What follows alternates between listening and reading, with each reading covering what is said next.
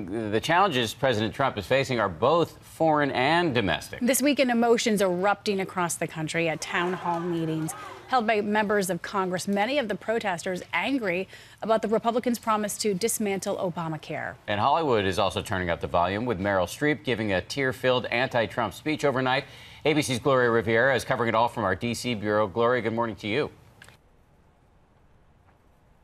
That's right. Good morning. Scenes filled with anger and raw emotion are playing out across the country as voters on both sides of the aisle vent their frustration.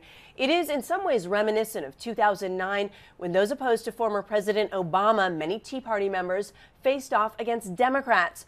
Also vocal overnight, Hollywood getting in on the action too.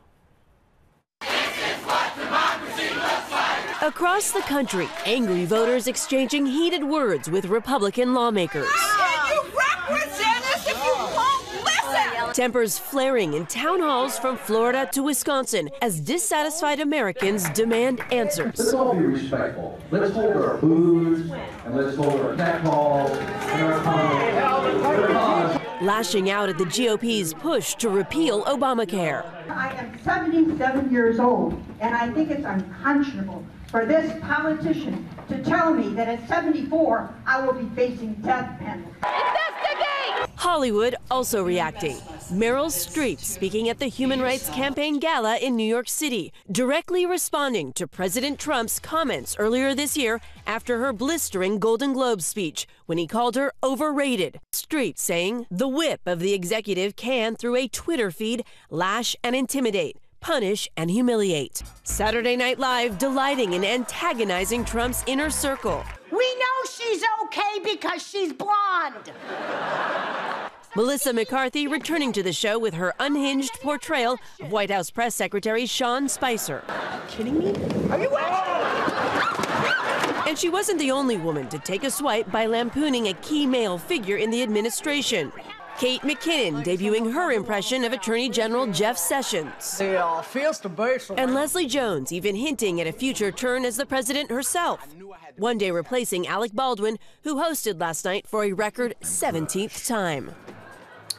President Trump, who has appeared on Saturday Night Live, has previously tweeted the show is unfunny and the cast terrible. He said that in the past. As for those town halls, GOP lawmakers across the country continue to hold them. Several more are scheduled for today. Dan, Paula. A lot going on. Gloria, thank you. For more on all of this political news this morning, let's bring in our heavy hitter, ABC News chief anchor, George Stephanopoulos. Hey, good morning, my friend. So does the left in Hollywood run the risk of seeming shrill here and really playing into Trump's hands? I guess that's possible. I really think that on this one, the president and his allies and Hollywood sort of talk past each other and end up not just convincing their own sides. Far more consequential, I think, is what you're seeing happening at these town meetings across the country. If this pressure, if this opposition begins to convince Republican politicians, Republican members of Congress, that they have to break with President Trump, particularly on the issue of Obamacare, that could have a significant impact. Yeah, those seem to be the heartbeat of the country. Let's get back to this missile launch with North Korea. How big of a challenge do you think this poses for the president? It's a bit of a test. As Steve Ganyard was talking about, you've seen tests now both with North Korea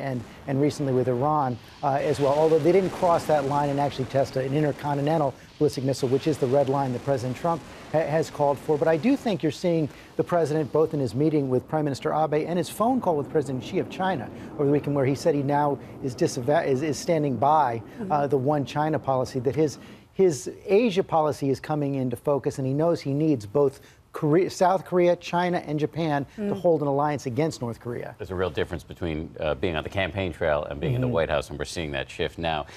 Speaking of the White House, you have a Trump advisor, Stephen Miller, on the show this morning. He's a really young guy, 31 years old. Yeah. And he's emerged as such a powerful and controversial figure in the White House. Why is that? He's got profiles in both the Washington Post and the New York Times this morning. He was an aide to Senator Jeff Sessions on Capitol Hill, became a close advisor to President Trump during the campaign, even was a warm-up act for him out on the campaign trail. But along with Steve Bannon, he's seen as one of the real ideological activists inside the White House, the driving force behind that executive order, the travel ban, which is why he's become something of a controversial figure. But he is very, very powerful inside the White House now, driving a lot of policy. And lastly, Trump's been tweeting this morning about those ICE deportations, saying he's just fulfilling a campaign promise. Do you think ICE just feels emboldened under this new administration? Well, we'll see. If you look at the president's executive order, it does have a quite an expansive list of priorities beyond drug dealers and criminals for those who can be deported. You're seeing the resistance step up here. Also to watch for here is that you now have Mexicans saying they're going to call on